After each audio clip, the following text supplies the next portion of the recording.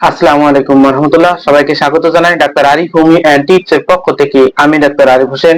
সামনে আসতেছে রোজা। এই রোজাতে গ্যাস্ট্রিক থেকে রক্ষার জন্য সেহেরি ও ইফতারের সঠিক নিয়ম ও গ্যাস্ট্রিকের কার্যকরী হোমিওপ্যাথিক চিকিৎসা নিয়ে আলোচনা করব ইনশাআল্লাহ। তার আগে আমি সবার উদ্দেশ্য বলে থাকি, আমি এখানে বিভিন্ন ধরনের রোগের সমস্যায় হোমিওপ্যাথিক চিকিৎসা এবং স্বাস্থ্য টিপস নিয়ে আলোচনা করে থাকি। আমার এই চ্যানেলটিকে অবশ্যই সাবস্ক্রাইব করুন এবং নতুন নতুন ভিডিওর আপডেট সবার আগে পেতে অবশ্যই বেল আইকনটি প্রেস করুন। রোজার সময় খুব সাধারণ একটা প্রশ্ন বেশি বেশি শোনা যায়, রোজা রাখলে কোনো অ্যাসিডিটির সমস্যা হবে কিনা, কিংবা রোজা রাখলে গ্যাস্ট্রিকের কোনো অসুবিধা হবে কিনা। পাকস্থলীতে প্রতিদিন প্রায় 1.5 থেকে 2 লিটার হাইড্রোক্লোরিক অ্যাসিড ক্ষরিত হয়, যার কাজ হচ্ছে পাকস্থলীতে খাবার পরিপাকে সহায়তা করা। কোনো কারণে পাকস্থলীতে এই হাইড্রোক্লোরিক অ্যাসিড ক্ষরণের মাত্রা বেড়ে গেলে পাকস্থলীর অভ্যন্তরীণ আবরণ তথা মিউকাস মেমব্রেন প্রদাহ তৈরি হয়। একে চিকিৎসার ভাষায় গ্যাস্ট্রিক বলে। অনেকক্ষণ না খেয়ে থাকলে, বেশি বেশি তৈলাক্ত খাবার খেলে, অতিরিক্ত খাবার খেলে পাকস্থলীতে হাইড্রোক্লোরিক অ্যাসিডের মাত্রা বেড়ে যায়, যা গ্যাস্ট্রিকের সমস্যা হয়। যথা পেটের উপরের অংশে ব্যথা, বুক জ্বালা পোড়া করা, খাবারের আগে ও পরে পেটে ব্যথা, বুকে বাধা অনুভূত হওয়া, ঢেকুর আসা, বমিময় ভাব বা বমি হওয়া, খাবারের চাহিদা কমে যাওয়া বা অল্প খাবারেই পেট ভরে যাওয়া।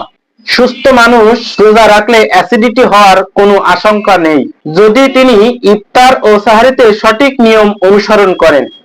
ইফতারের সময় করণীয়: অতিরিক্ত খাবার খাওয়া, তেলে ডুবিয়ে তৈরি পেঁয়াজু, বেগুনি, আলুর চপ, চিকেন ফ্রাই, জিলাপি ইত্যাদি খাবার যতটুকু সম্ভব পরিহার করা। একই সঙ্গে বেশি খাবার খাওয়া উচিত নয়।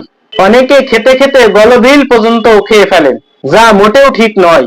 ইফতারিতে ইসবগুলের শরবত, ডাবের পানি, খেজুর, পেয়ারা, ছোলা, সিমাই ইত্যাদি খাওয়া যেতে পারে।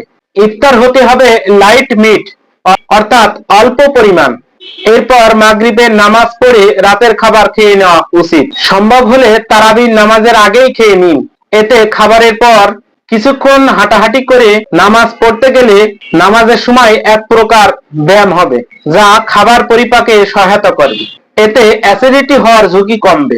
এই অ্যাসিডিটি থেকে বাঁচার জন্য রাতের খাবার বা সাহারির খাবার শোবার 1 ঘন্টা আগে খেতে হবে।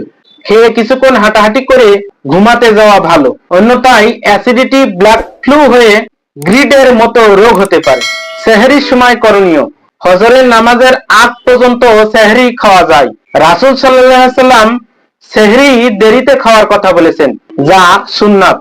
আর এই সুন্নাত পালনের স্বাস্থ্যগত উপকারিতা রয়েছে। দেরিতে সেহরি এই জন্য খেতে বলা হয়েছে যেন সেহরি খেয়ে ফজরের নামাজের প্রস্তুতি নিতে পারে।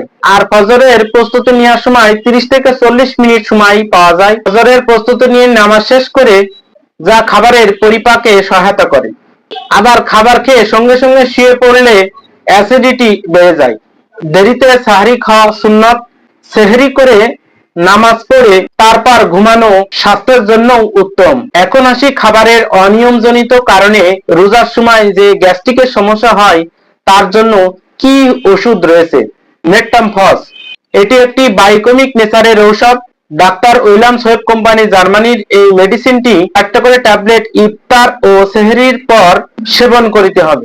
ইফতারি ও সাহারির সঠিক নিয়ম মেনে চললে এবং এই বায়োকেমিক ওষুধ নেকটামফস সেবন করিলে গ্যাস্ট্রিকের সমস্যা আর থাকবে না।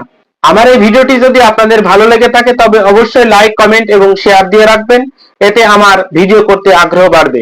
আজ এ পর্যন্তই। তবে আমার এই চ্যানেলটিকে যারা সাবস্ক্রাইব করেছেন তাদেরকে অসংখ্য অসংখ্য ধন্যবাদ জানিয়ে আজকের মতো এখানে শেষ করছি। সবাই ভালো থাকুন, হোমিওপ্যাথিক চিকিৎসা নিন, সুস্থ থাকুন।